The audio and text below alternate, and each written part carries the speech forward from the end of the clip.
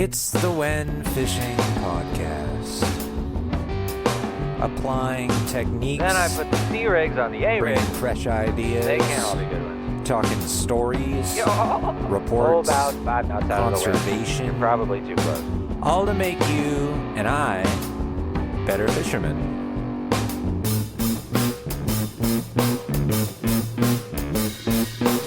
Hello and welcome to another episode of the When Fishing Podcast. Wow, another episode. Let's get into it. 14, 10 days ago. 11, 12 days ago. 12 days ago, let's call it. Last Monday. Went fishing, took my buddy out. Shout out Dalton. I wanted to just get him on some fish and pretend I was a guide for a minute. See if I could get just consistent critters, and then see if I could find some bass to challenge myself. And so that's what we did. We went out, launched a boat 07:30, and it was a beautiful day. I was waiting a long time. I took a not a rain check. I don't know. I invited him tentatively out to get on the boat with me back in like April, and then like schedules didn't line up. And then when I thought about it again, it was just like hella windy every Monday for like 2 months straight. So, and that was like the only day for a while. And then finally we got some glassy conditions. It was, I don't know. It was just glass. I could put a number on it, but it was just very, very flat and very glassy. And so we got out there, took an hour ride out to a critter hole that I like. And I was hoping to find just a bunch of species. But you know what showed up in the critter hole? Culprit number one, whitefish. Well, first we both hooked into.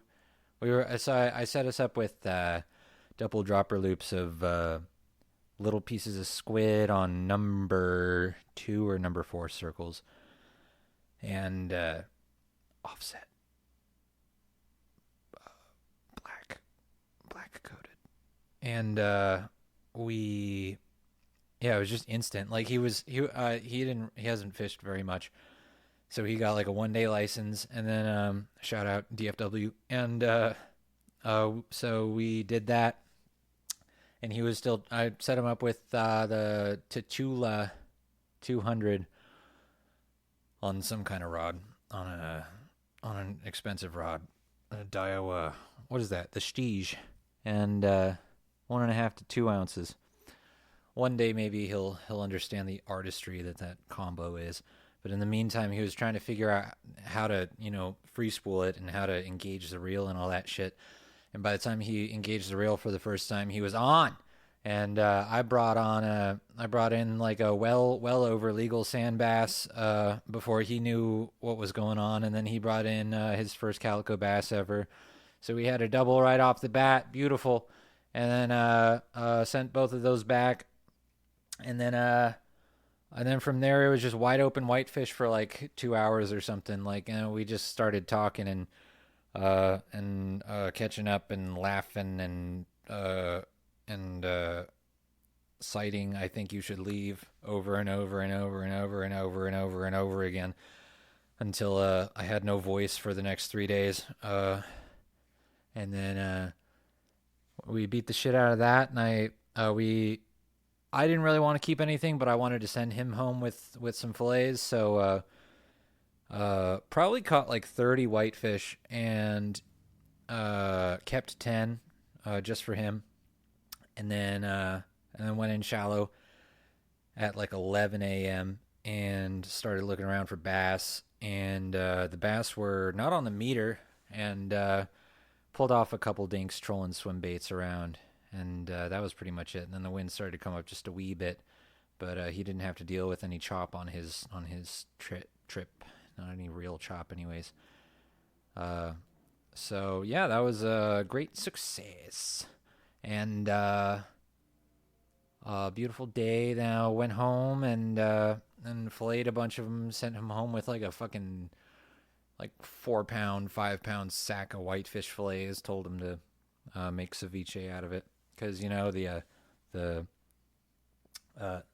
whitefish have the bones down the lateral line in the fillet, so it's not very good aesthetic if you're cooking the fillets. Or if you're cutting those out, then you just have these little strips. So what I like to do is just chop them up into bits and use them as ceviche, and it works out, and it's good meat. So I don't know how he ended up cooking it, but I'm sure it was like that. But yeah, so that was good. That was successful. Some bass and a ton of whitefish. No other critters, but you know, that was good. It was good. And then and I haven't really been since then. It's been like I said, like 12 days or something since I last launched the boat. That was the last boat ride, I think. So I've been trying to motivate myself to get out surf fishing in the morning, but like I get off work at like 9 or 10 p.m. So I like to sleep in till like 10 a.m. or something like that, and or 11 or 11:30 or noon. And so I was like, no more. I'm not gonna do that anymore. So, uh, I started setting an alarm for 7 a.m., 6:30, and that's just a little bit too early. And but I've been waking up at 7 for a couple days consistently. But the surf was like absolute garbage. So I don't know if it was that garbage, but it was didn't look very fishable to me on the Windy app. So I didn't follow through the first couple days, but I stayed awake. So it was like, okay, resetting my schedule. And then on the third morning, I actually went out, and it was the Windy app said it was 4.7 foot at 7 seconds, which still doesn't sound particularly good. I wouldn't pick that. And it was a 9 a.m. high tide, so that can be nice if you're waking up at 7. And so I went out there over to the local beach, and the one that's very, very close to me, the closest of all the close beaches. And so I was like, all right, it's gonna be similar high tide, like right around like 9 a.m., 10 a.m. high tide for like 5 days straight or something like that. Like it's not gonna move forward very much, is what I'm trying to say. So I can get a very similar. If that variable is static, then it's an interesting opportunity to test other things. So yeah, so I went out and fished from like 8 a.m. to 8:45 or 8 a.m. to 9 or something like that. And in the first couple casts, I got me a yellowfin croaker, my first of the year. And I just looked at my surf fishing log, and it's pathetic. But yeah, I got my first yellowfin croaker, and so that was nice. And I was using my, so I was fishing with a Fenwick HMX steelhead rod for the last couple years. Not very much, mind you, but it was what I had. It was a 1/4 to 3/4 ounce rod, and there's a couple things I didn't really like about it, and then I ended up breaking it in a very stupid way. So I hit up Fenwick, which is actually part of what's the conglomerate, or like what's the parent company? I forget the name of it.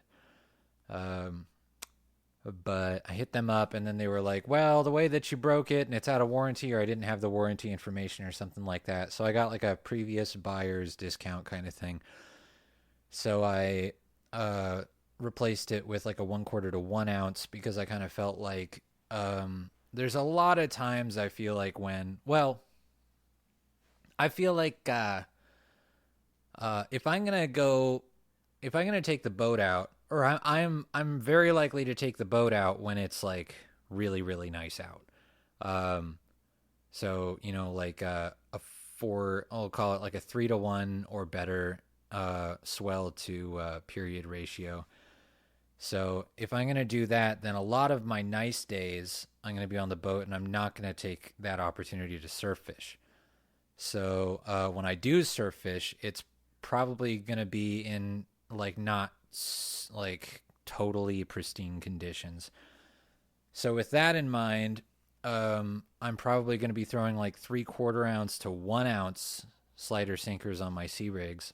Um, and so before I was using the 1/4 to 3/4, and I was kind of feeling like I wanted to throw a 1 ounce more often, and I was gonna just annihilate the rod tip, and I did in a different way. But yeah, so I upgraded to that. And then I also picked up. So this was the first time using the 1/4 to 1 9-foot rod, and then I also picked up. I was getting advertised to on Instagram for Temu. It was like a $1 spinning reel, and it was like it's like a tropical, like brightly colored spinning reel. And so I was looking at it, and I looked at some reviews elsewhere, and it didn't sound terrible. And the only thing with Temu is you have to put in like a minimum order of $20 or something like that.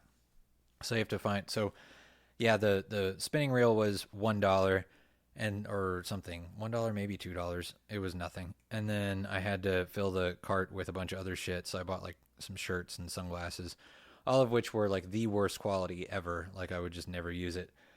But the spinning reel turned out to be pretty solid. So I tested it out yesterday with that rod and caught the croaker. And it feels like, if you've ever used like a Shimano Sienna, maybe it even feels like a Shimano Sedona, that like low to mid priced, mid low priced spinning reel.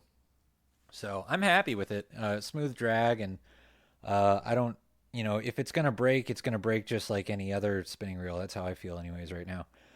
So yeah, I was throwing an ounce into this stuff. It did feel like pretty accurate. Of like there was some 1 to 3 foot sets, and there were some 3 to 5 foot sets, and the sets were pretty far outside for it being like so close to high tide. But that was no match for the 1 ounce casting range. So I got a few other bites, but not too many other perch pecks and stuff like that. And I was throwing the gulp sandworm. I think we can safely assume that, unless I'm excited about something else. So I did that for an hour and covered maybe a 1/4 mile of beach. There wasn't that much in terms of sand structure and stuff like that. Like the original, like I found that the trough that I found was probably like 120 feet, 150 feet out. That's where I got the croaker. And then I found some other holes kind of similar distance out on the outside. And yeah, and that was it. And then I went home. And then this morning I went out again and got there just a hair earlier. Instead of 8 a.m., I got there at like 7:45, and then I fished till 9:45. So I was there for 2 hours, and I was able to drop down the weight from 1 ounce to 3/4 ounce. Half ounce didn't feel right though, and I was getting perch pecks at like every new trough or hole, but it wasn't. I ended up skunked and covered half mile of beach, maybe a little bit more than that, and yeah, it looked pretty good. And I saw some fish jumping that didn't look like mullet. I don't know if it was like juvenile white sea bass, which is probably what the consensus might say, but it had a sort of awkward look to it as it jumped. And then some bait inside the swells, so that was interesting. Some birds chasing around bait, but didn't amount to anything on my fish count. So it was pretty good though. It was a nice morning. Both mornings were very nice. The water is easy on the skin, not too cold or nothing. I mean, it's October, so it's not really gonna cool off for another month or two. So yeah, I think I'm gonna try and get out surf fishing I'm gonna say every day, until I don't, just to reacquaint myself, uh, with my new rod setup. And then I also picked up, Okuma's having a sale, and so I picked up a Solilo spinning rod. It's like a light or ultralight rod, like 1/16 to 3/8 ounce, 7'6". I'd say like a moderate fast action. I put a little Okuma Avenger 1000, or like 1000 or 2000 size, whatever, 20 size, 1000 size, depending on what era of Okuma you're looking at for the reel. So I'm going to use that whenever it gets, whenever the swell comes down even further, which I think will be tomorrow. I think tomorrow looks really good. And so yeah, the tide's slowly going to move forward. So I think I'm going to be fishing a high tide in the mornings for the until like Tuesday or something, and then by Wednesday or so, it'll start to be. I'll be more likely fishing, kind of not filled in beach, which will be fun because I've been kind of trying to find some Corbina, which I never have. So let's go and go do that. But just get reacquainted with the high tides that I'm so used to fishing. So, yeah. When I was fishing, well, when I was growing up, I fished a lot of Ventura County surf fishing, and I know that we used mostly half-ounce weights on our Carolina rigs, and I was also smaller, so like I can't help but, this is also another reason why I feel like I want to surf fish just like a fuckload right now, just to like um change my mindset over like I surf fished like hundreds of times as like a preteen and teenager, and so it's like, okay, well, like I was shorter, I was smaller, weaker, like that's a as a kid you have just a different view of the world. So it's like when we would fish in some rough shit, like we would like put on like 2 ounces of weight at times, and like have to like walk with our sea rig would be bouncing through the water like at a pretty rapid pace with 2 ounces of weight on, and we would fish like that for an hour, and we would catch some fish, and sometimes nice fish. This would be in Ventura County, and so we would go every weekend, no matter how windy and how shitty it was, and we would make it work. And so I kind of want to do that now. It's like I live close enough to the beach. I don't know why I haven't been doing this more while I've been living here. So it's like, okay, let's just fish enough to just create for myself like a whole new understanding uh, of what it is to be surf fishing, and just re-coordinate myself and all this shit, and just kind of do that. So it's a little mind trick to get out, do whatever I gotta do. So yeah, that's what I'm gonna be doing. So I'm just gonna fish every morning, just no matter what tide it is and no matter how rough it is, I suppose, to a degree. I guess I won't fish in like a hurricane, but I would fish in the rain. I'll fish in some wind. I'll fish. I guess I would go up to like 6 foot swells or something like that. Sometimes the big fish are come out when it's rough. That's when they dominate. They've got the muscles. That's what I've heard. So I don't know. We'll see. So I'm gonna start with sea rigs, and and then as I lose faith in that, because this beach that I'm working kind of fucking sucks. It's I've fished it like at least a dozen times now, like with light tackle, and I've probably caught like 4 or 5 fish, like maybe like 3 croaker and 3 barred surf perch. It's I like it. I love.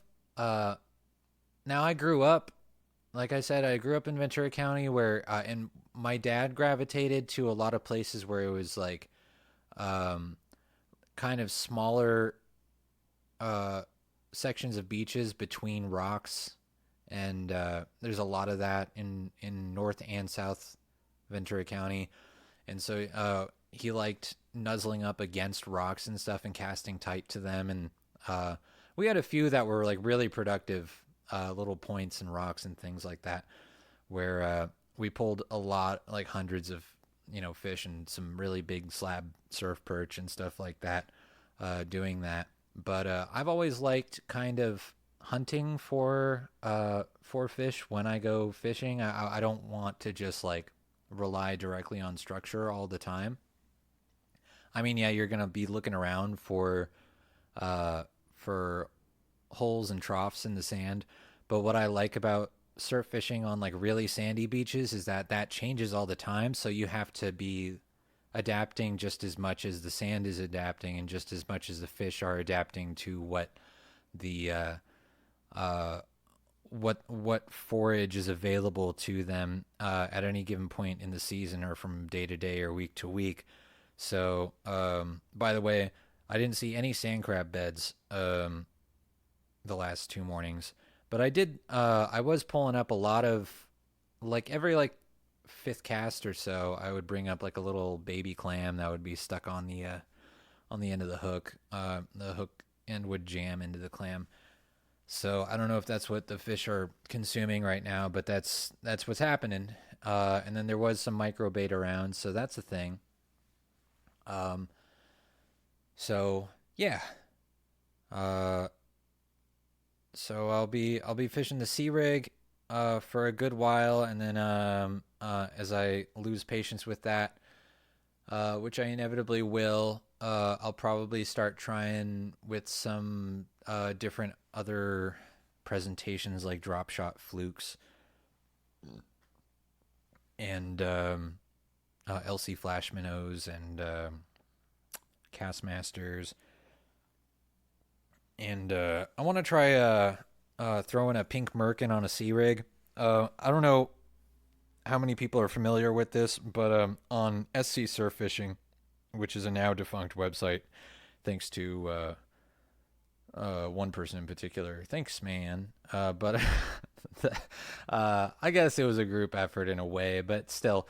Um, yeah, so there used to be some fly guys who would catch Corbina on a fairly regular basis, and their go-to fly for Corbina was generally a merkin, and quite a few of them had focused up and used a pink merkin. I don't know why that is. And a merkin is a little, it's like about an inch wide crab imitation fly, and so it's like a sand crab imitation, I suppose. And yeah, it's about like, it's sort of circular or perhaps elliptical, and I think it has a weighted eyes on it.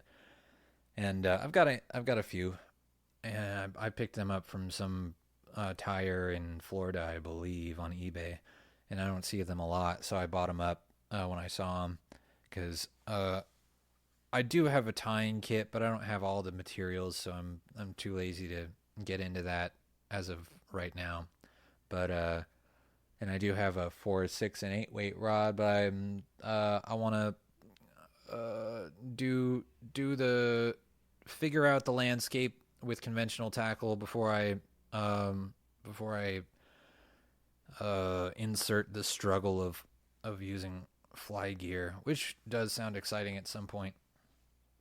So yeah, drop shot flukes, maybe Carolina rig flukes. I don't know. I've got these 3-inch orange and yellow grubs that I think would be a good ghost shrimp imitations on a sea rig, or maybe a drop shot. I've used them once or twice and I haven't gotten bit, but that's it's not like I get bit with anything. So, you know, just persistence will pay off, I suppose. So, yeah, um, this is a I'm obviously kind of working my way through the game plan, like in a very natural transition away from the whatever the fuck I did the last 2 weeks. So there's no, as you can tell, there's no like audio transitions. I'm just speaking my mind. But yeah, the game plan is just surfish a lot. Surfish every morning if I can, and then I'm seeing one or two, man, at least one morning. I'm thinking Monday I'm going to take the boat out. Um, the yellowfin tuna are in state waters still.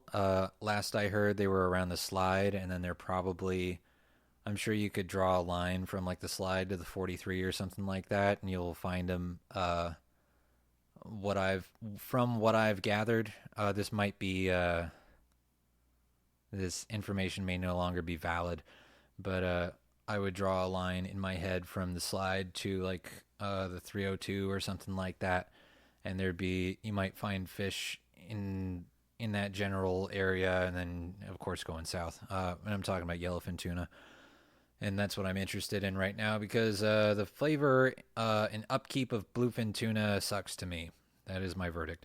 Um, I don't have the I don't have the space. I have a 700 square foot apartment that I pay too much for, and if you have a 700 square foot apartment in Southern California, you completely understand because I look at all the prices on Craigslist and it's absurd.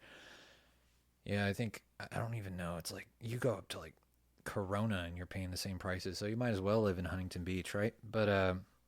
Yeah. But yeah, yellowfin tuna. The bluefin are around. I think they're intermingling with the yellowfin in certain areas.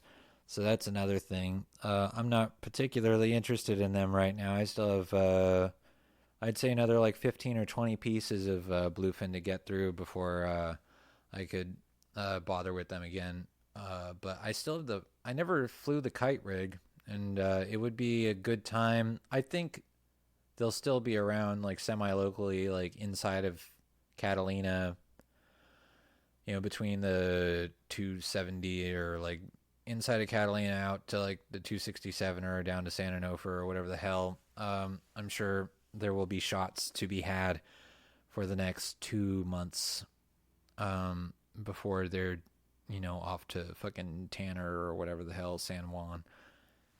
But, so I'm thinking about doing a run for yellowfin to the slide. I'll tell you that it's like a 25% chance I actually do that on Monday. And 75% chance I try for halibut locally. And if I do that, I think it would be in some different areas than I've been fishing because I definitely ain't no halibut where I've been fishing. So I would try some new spots. I don't know if I'd be still trolling swim baits on a 3-way rig or LC flash minnows, or I'm kind of thinking about. I've got some mackerel in the freezer and some bonito in the freezer, and I was thinking about cutting up their fillets into strips and putting them behind a hoochie and delivering them to the halibut as such. And maybe that would work. I don't know. I don't know much about halibut. Well, I do. I know all about them, but I don't have the experience to be talking about it as a master or as whatever. And you know what? I hope that I never come off as a master on this podcast. I'm really trying my best to catalog just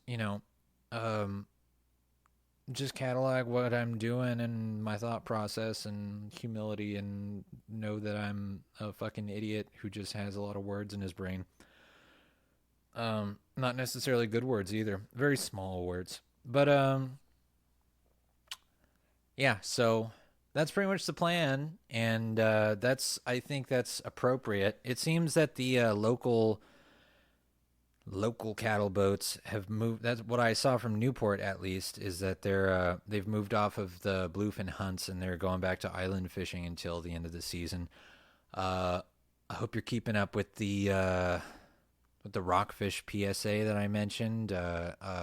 Hopefully you downloaded the 50 fathom line, and if you're catching boscos, you're not your c word of that line. So probably actually maybe I don't know fucking